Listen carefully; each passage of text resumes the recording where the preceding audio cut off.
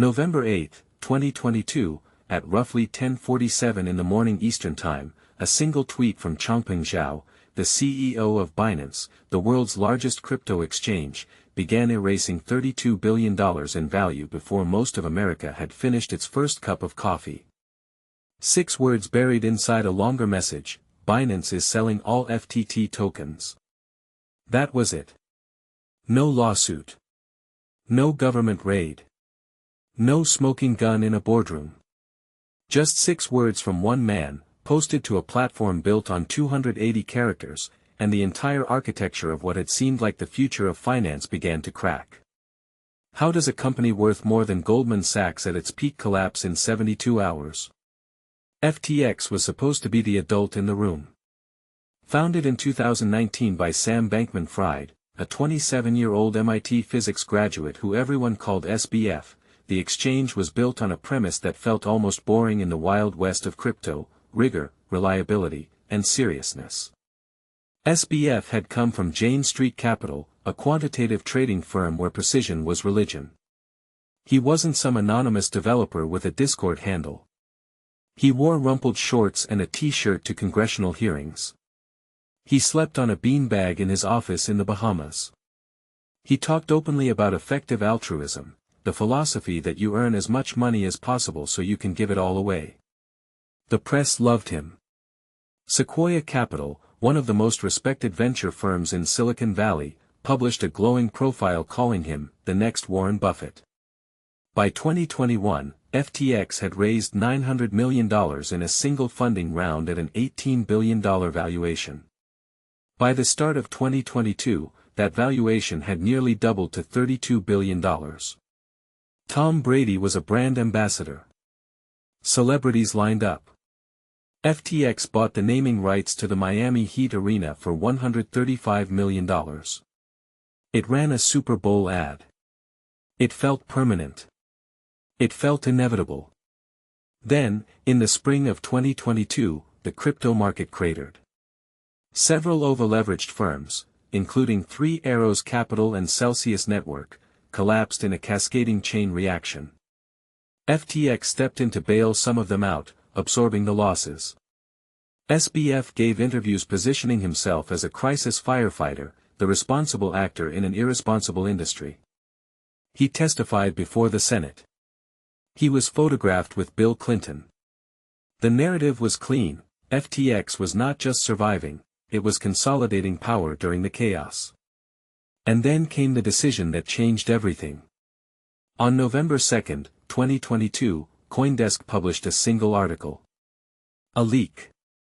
An internal balance sheet for Alameda Research, the trading firm SBF had also founded, and the entity that was, in theory, entirely separate from FTX. The document showed something that should have been impossible. The vast majority of Alameda's assets, roughly $5.8 billion of a $14.6 billion total, were held not in cash, not in Bitcoin, not in any independent currency, but in FTT tokens. FTT was FTX's own proprietary token. Alameda was essentially propped up by an asset that FTX itself had printed. The firewall between the two companies was not a firewall. It was a fiction. Changpeng Zhao read that article. He had a history with SBF, a personal falling out over a business dispute that had never fully healed, but what he did next, he framed as fiduciary responsibility. On November 6, he announced publicly that Binance would liquidate its entire position in FTT, approximately $530 million worth of tokens. "We won't support people who lobby against other industry players behind their backs," he wrote, gesturing at accusations SBF had been working with regulators to undercut Binance. The price of FTT began to fall immediately. Caroline Ellison, the 28-year-old CEO of Alameda Research and SBF's former girlfriend, tried to stop the bleeding publicly. She posted an offer directly on Twitter. On the afternoon of November 6, Alameda would buy Binance's entire FTT position at $22 per token. The bid was read by the market not as confidence, but as desperation. The price kept falling. By the morning of November 8, FTX customers had begun pulling their funds, not in a trickle, but in a flood. According to later court filings, $6 billion was withdrawn in a single 72-hour window. FTX did not have $6 billion. It had a hole. And that hole, investigators would later determine, had been dug over years, as customer deposits were quietly moved into Alameda Research to cover trading losses, investments, and real estate purchases, including a $35 million penthouse in the Bahamas. SBF sat in his office as the exchange froze withdrawals on November 8, sending a message to staff that read, in part, "I'm sorry. I fucked up." It was 11:23 at night. The company was already dead. Within hours of withdrawals freezing, Zhao announced that Binance had signed a non-binding letter of intent to acquire FTX and bail it out. For approximately 18 hours, the world held its breath. Then, on November 9, Binance walked away. A statement cited mishandled customer funds and regulatory investigations that had already been opened by the U.S. Securities and Exchange Commission and the Department of Justice. There was nothing to save. The hole in FTX's balance sheet, which early estimates put at $8 billion, would later be described in court documents as a systematic, years-long fraud. On November 11, FTX filed for bankruptcy. John J. Ray III, the restructuring specialist who had unwound Enron after that fraud collapsed in 2001, was brought in as the new CEO. His assessment, submitted to a bankruptcy court, was stunning in its specificity. "Never in my career," he wrote, "have I seen such a complete failure of corporate controls and such a complete absence of trustworthy financial information as occurred here. FTX had no accounting department. No list of bank accounts. Expenses were approved over a corporate chat app. SBF resigned the same day the bankruptcy was filed. He flew to his parents' house in Palo Alto and gave a flurry of interviews in the days that followed, tweeting fragments and posting to Substack, insisting the collapse was a liquidity crisis, not a fraud. It wasn't. On December 12, 2022, he was arrested in the Bahamas at the request of U.S. prosecutors.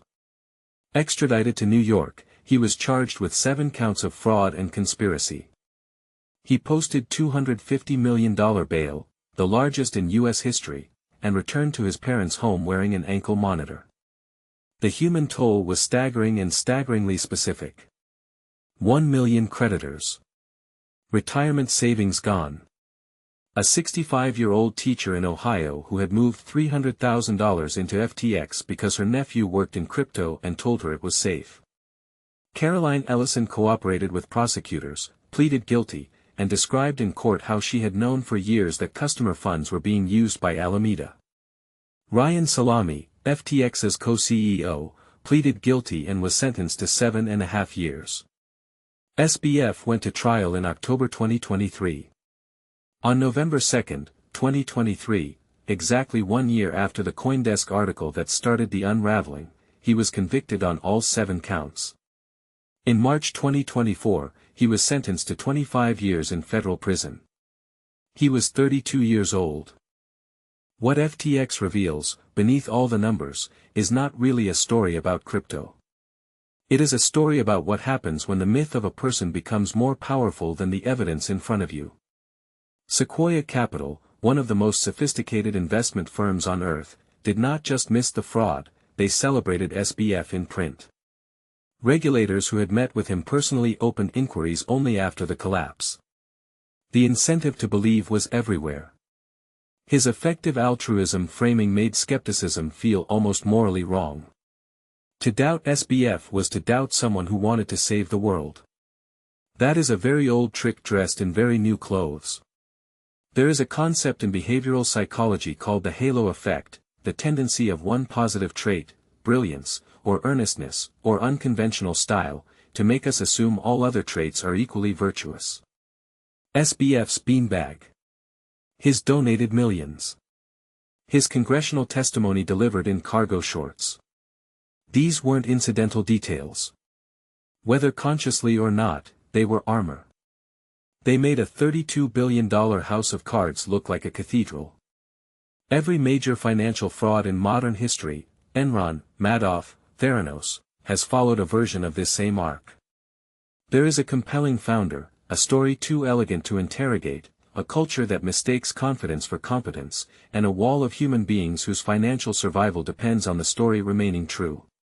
The fraud does not begin in a single meeting. It begins in the room where someone notices a problem and decides not to say it out loud. 1 million people trusted a 30-year-old they had never met with money they could not afford to lose. Sam Bankman-Fried did not invent that willingness. He just knew exactly where to find it.